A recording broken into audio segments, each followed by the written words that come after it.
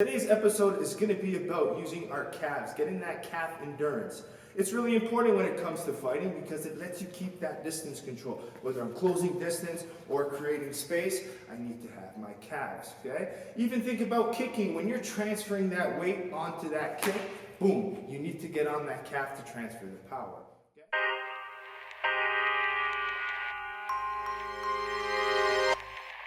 I'm going to give you 3 rounds that you can work on that work the whole entirety of the calf.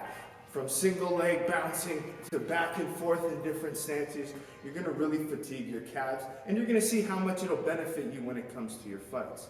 Round 1, very basic, bouncing on one leg.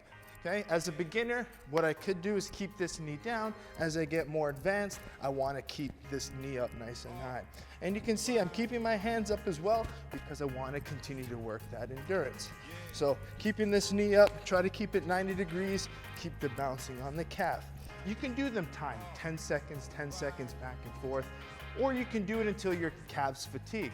So what I like to do is once I feel a good burn in my right calf, I switch, okay?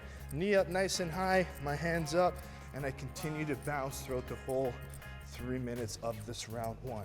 Round 2 is going to be more of their traditional bounce in your stance, pushing forward, pushing backwards. I want to push off that rear calf to come forward, push off my lead leg now to come back, okay? So you're working that repetitive bounce back and forth. The cheating way is people just leave this back foot planted and just bring their foot over the line. And you could position your front foot in many different ways. In your traditional Muay Thai style stance, you might have the front foot pointing forward, okay? More of a boxing style, you might have that lead foot slightly out, okay? Slightly bladed. And then your more traditional side stance, you're gonna bounce this way if you wanna mix in your side kicks, okay? That's part 1. After about 10 to 30 seconds, whatever you decide, I'm going to bounce sideways in my neutral. Okay? Usually you're gonna notice when you go forward and backwards, you'll feel it more maybe on your gastroc or your calf. Here you feel a little bit of your tibialis, your soleus, and different parts of the calf. So side bouncing. Okay? After the time you decide, you're gonna go back to your southpaw. Again, adjusting the position of my front foot, okay?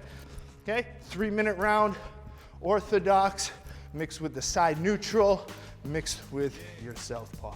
Round 3 is more about adding some strikes to the bounce in your footwork, that timing, that rhythm, getting that consecutive pace that we're looking for in the bounce. So an example, when I'm bouncing, I want to be able to be on the calf of my plant foot, but at the same time, my other knee comes up and I'm front kicking out. So you're getting that balance, okay? Using the calf and keeping the foot out, okay? I can switch very easily. Okay, keeping that bounce, keeping the strike. Okay, that's what I like to do for more of my neutral stance.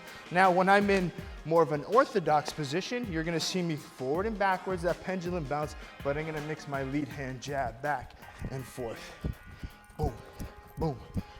Okay, you can see where this other hand is. If I want to get really good, I can work on turning my punch over to work my shoulders as well. I could also do this drill with dumbbells as well to make it a little bit more challenging, okay? So lead jab comes out, back and forth. When I'm in my neutral, I'm gonna mix in my front kicks, okay? As many as you decide that you want to work on based on your imbalances, switch, and then when I go into my southpaw, back and forth with the pendulum bounce, working on pushing and pulling back, boom, boom. And then this way, you could mix in doubles and come back. You can make it a little bit more difficult as you get better with this drill. There you have it, 3 simple rounds that you can work on to improve your conditioning. I mean, you could be a professional fighter. If you're not training for however long this quarantine lasts for, you're gonna lose that endurance in the calf. So it's important to make sure we train it at home. It doesn't take much space, and you can really see the benefits when you get back. Again, I would probably do this over running or do this with your running. If you have space outside, yes, you can work a lot of those lateral shuffles, movement forward drills. But if you're stuck at home, you need to be practicing these drills. It literally takes no space at all. So the key is, have the calf work to be able to keep you safe. Keep that distance control, in and out. okay? Help you strike better, help you get hit less. Keep that calf conditioning all year round, and you're gonna see a big difference when it comes to your fights, especially if you wanna keep distance in that third round.